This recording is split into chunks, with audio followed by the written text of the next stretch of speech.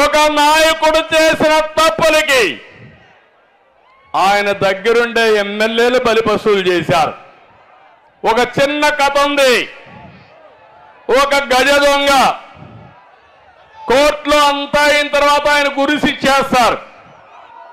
Judge అడుగుతాడు, నీ చివరి కోరికేంటో కోరుకోమంటాడు. మా తల్లిని పిలిపించమంటాడు. జడ్జి అనుకుంటాడు, పాపం తల్లిని పిలవమన్నాడు కాబట్టి తల్లిని పిలిపి చివరి కోరిక తీరుద్దామని పిలుస్తారు. పిలిచిన తర్వాత తల్లిని చూడంగానే గట్టిగా పట్టుకొని కొరికేస్తాడు.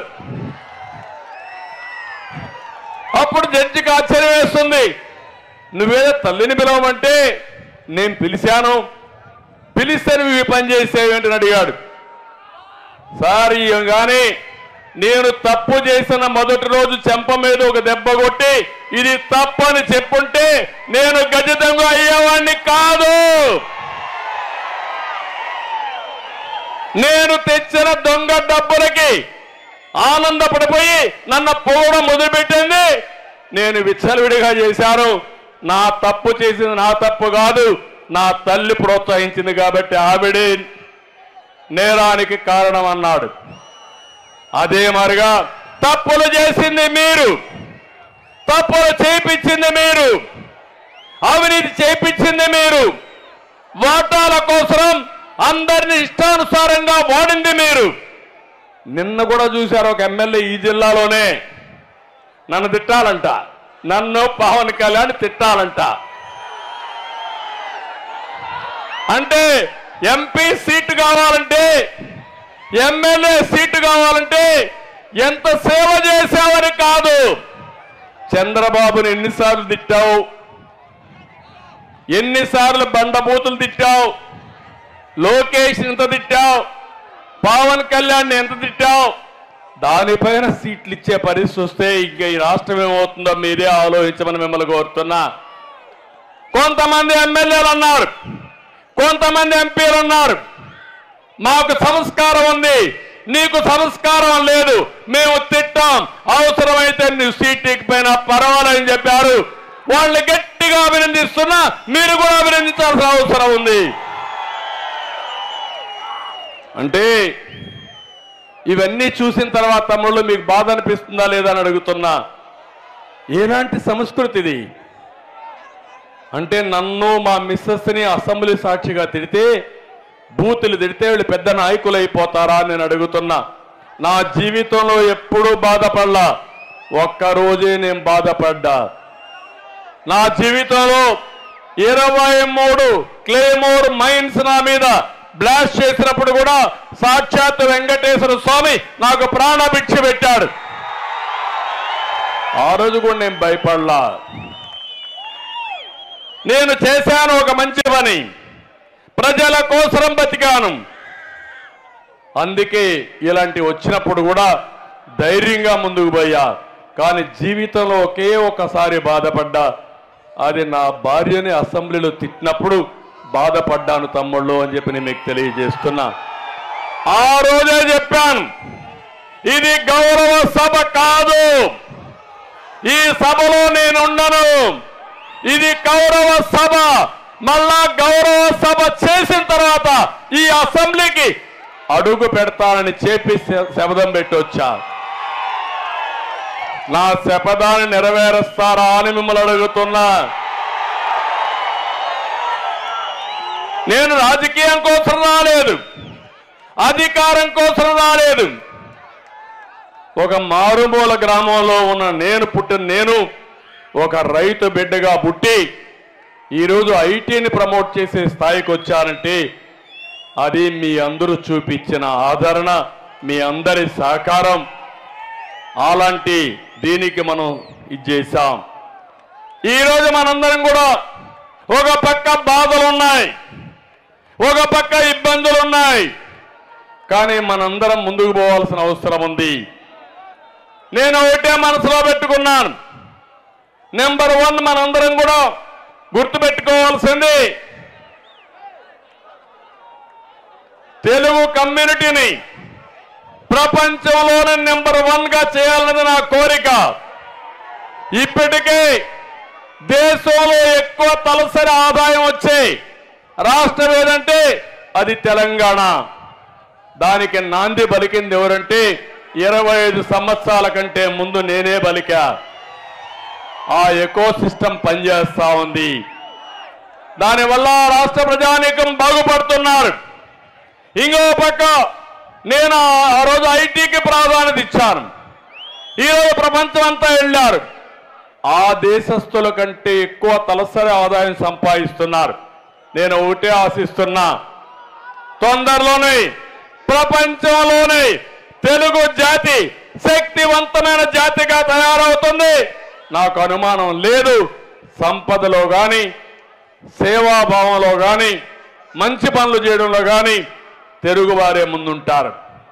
కానీ వచ్చింది 5 కోట్ల ప్రజానీకం ఆంధ్రప్రదేశ్ రాష్ట్రంలో ఇబ్బందుల్లో ఉన్నారు. అవునా కాదా?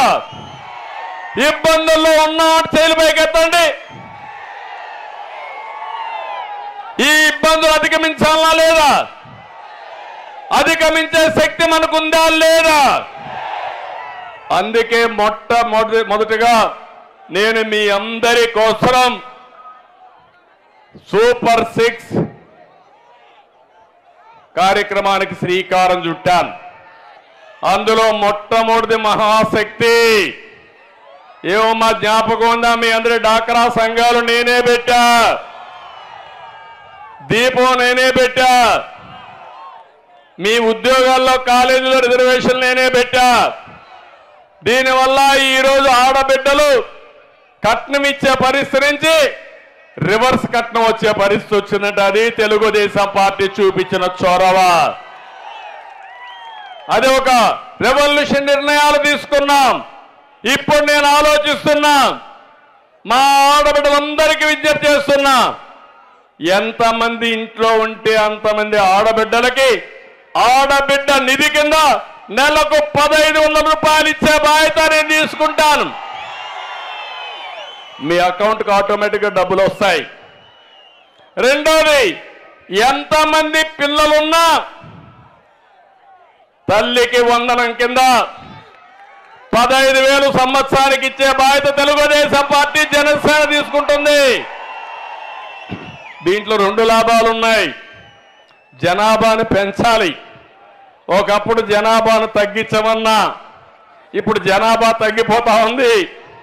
మళ్ళా బ్యాలెన్స్ చేయాలి. అందుకే మీరు 3 పిల్లల్ని కానీ కంటే 45,000 రూపాయలు మీకు వస్తుంది. వాళ్ళు దేశానికి ఒక ఆస్తిగా తయారవుతారు. రెండోది, ప్రపంచాన్ని శాసించే శక్తి మన యువతకే ఉంది, మన పిల్లలకే ఉంది. కొన్ని దేశాలు ఆలస్యంగా బాధపడుతున్నాయి. అందరూ ముసలోళ్ళు అయిపోయారు.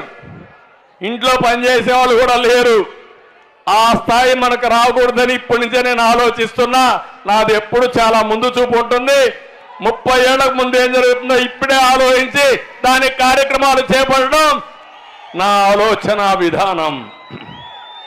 3వ కార్యక్రమం, ధరలన్నీ పెరిగిపోయినాయి. మా ఆడబిడ్డలు నేనిచ్చిన గ్యాస్ కూడా వాడుకోవడంలా. ఎందుకు? అది వాడితే డబ్బులు కట్టాలి. అందుకే 3 సిలిండర్లు ఉచితంగా ఇచ్చే కార్యక్రమం. మళ్ళా దీపం వెలిగిస్తా, మీలో ఆత్మస్థైర్యం పెంచుతా, ధరలు తగ్గిస్తా. తెలుగుదేశం రాగానే ధరలకు రెక్కలు ఎరిగిపోతాయి, తగ్గతాయని చెప్పి కూడా నేను మీకు తెలియజేస్తున్నా. అదే మరి 4వ కార్యక్రమం, ఒకప్పుడు డాక్రా సంఘాలు పెడితే మగవాళ్ళు ఎగతాళి చేశారు మిమ్మల్ని. భలే తెలివైంది మియా, పుస్తకాలు పెట్టుకొని పోతుంది, ఆఫీసులో పోతుంది, పెద్ద నాయకురాలానే ఎగతాళి చేశారు. కానీ మీరు ధైర్యంగా ముందుకెళ్లారు, పొదుపు ఉద్యమం నేర్పించారు, ప్రపంచానికి ఆదర్శమయ్యారు. ఇప్పుడు మళ్ళీ చెప్తున్నా, మీరు ఎక్కడికి పోవాలన్న ఆర్టీసీ బస్సుల్లో ఉచిత ప్రయాణ సౌకర్యం. అది నా ఆడబిడ్డకు నేను ఇచ్చే గౌరవం. తెలుగుదేశం పార్టీ 25 సంవత్సరాల కంటే ముందు ఆడబిడ్డ సంక్షేమ పథకం కోసం సంరక్షణ పథకం ఆ రోజు ఏర్పాటు చేశాం. అలాంటి కార్యక్రమాలన్నీ చేసిన పార్టీ తెలుగుదేశం పార్టీ. రేపు రాబోయే రోజుల్లో ప్రతి ఒక్క ఇంట్లో కూడా ఆడబిడ్డని నిలబెడతా. మగవాళ్ళు కూడా మీరందరూ కలిసి పనిచేసుకునే విధానానికి శ్రీకారం చుడతా. అవసరమైతే మీ పిల్లల్ని స్వతంత్రంగా మీరు చదివించుకునే విధంగా మిమ్మల్ని ఆర్థికంగా పైకి తీసుకొచ్చే బాధ్యత నాదని మా ఆడబిడ్డలందరికీ హామీ ఇస్తున్నా. రైతే రాజు కావాలి. ఈ ప్రభుత్వంలో రైతు దిక్కుదోచ పరిస్థితుల్లో ఆత్మహత్య చేసుకుంటున్నాడు. అందుకే అన్నదాత తీసుకొచ్చా. 20,000 రూపాయలు సంవత్సరానికి ఇస్తా. మళ్ళా మైక్రో ఇరిగేషన్ వస్తుంది. అన్ని చేపించి పూర్తిగా రైతుకి న్యాయం చేసే బాధ్యత నాది. యువత 100 రోజులు నా కోసం కష్టపడండి తమ్ముళ్ళు. రోడ్డు ఎక్కండి, సైకిల్ ఎక్కండి, జెండా పట్టుకోండి. మీకు దారి నేను చూపిస్తా. బంగారు భవిష్యత్తు చూపిస్తా. బంగారు బాటేస్తా. మీ జీవితానికి సిద్ధమని మిమ్మల్ని అడుగుతున్నా. మీకు ఉద్యోగం వచ్చే వరకు 3,000 రూపాయలు ఇచ్చే బాధ్యత నాది. సంవత్సరానికి 4 లక్షల ఉద్యోగాలు, 20 లక్షల ఉద్యోగాలు క్రియేట్ చేస్తా. మీ కనిగిరి నుంచి ఎక్కడికో పోవక్కర్లేదు. కనిగిరిలోనే కూర్చొని వర్క్ ఫ్రమ్ హోమ్ మీ ఇంట్లో నుంచే మీరు ప్రపంచానికి పనిచేసే విధానం తీసుకొస్తా.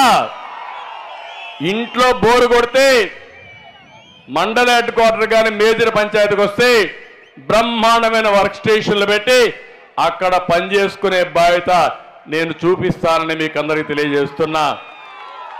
నాలెడ్జ్ ఎకానమీలో శారీరక కష్టం కాదు, మైండ్ పనిచేయాలి.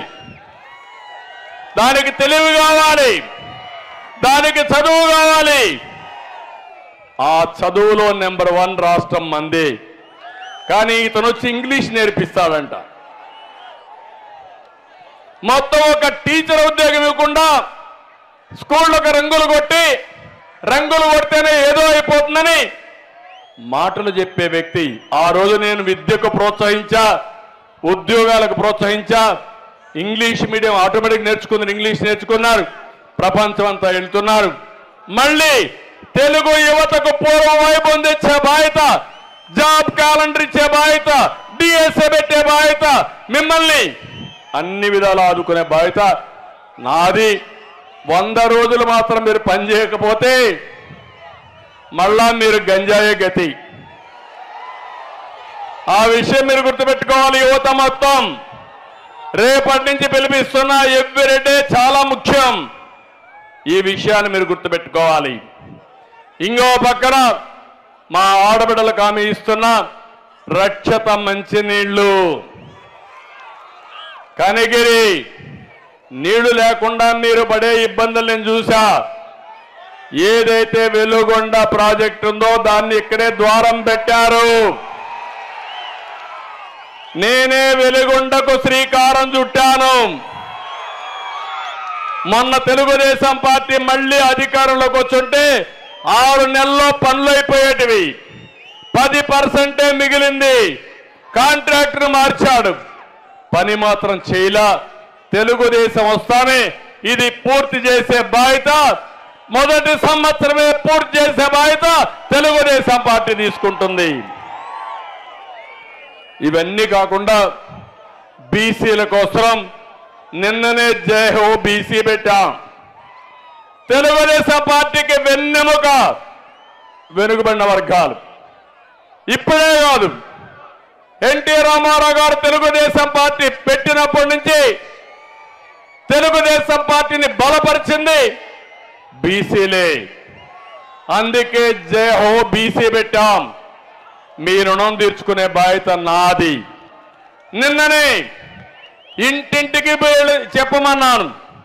సబ్ ప్లాన్ తీసుకొస్తా, బీసీలకు పెద్దపేట వేస్తా, నాయకత్వాన్ని తీసుకొస్తా. నేను వాళ్ళకు రుణపడున్నా. బీసీల రుణం తీర్చుకోవడానికి రాత్రింబగుళ్ళు పనిచేస్తా. తప్పకుండా 5 సంవత్సరాల్లో రాజకీయంగా, ఆర్థికంగా, సామాజికంగా బీసీల పైకి తీసుకొచ్చే బాధ్యత తెలుగుదేశం పార్టీ తీసుకుంటుందని చెప్పి కూడా నేను మీకు తెలియజేస్తున్నా. ఇంకో పక్క మైనారిటీలు ఉన్నారు. రంజాన్ తోఫా కూడా ఇవ్వాల. అన్ని కార్యక్రమాలు పోయినాయి. ఇంకో పక్క ఎస్సీలు, ఎస్టీలు ఉన్నారు. 30 కార్యక్రమాలు, ప్రత్యేకమైన పథకాలుంటే మొత్తం రద్దు చేసే పరిస్థితికి వచ్చారు. అంటే ఎస్సీలను ఎంత చిన్న చూపు చూస్తున్నారంటే వీళ్ళ ఎమ్మెల్సీ ఒక ఎస్సీ డ్రైవర్ని చంపి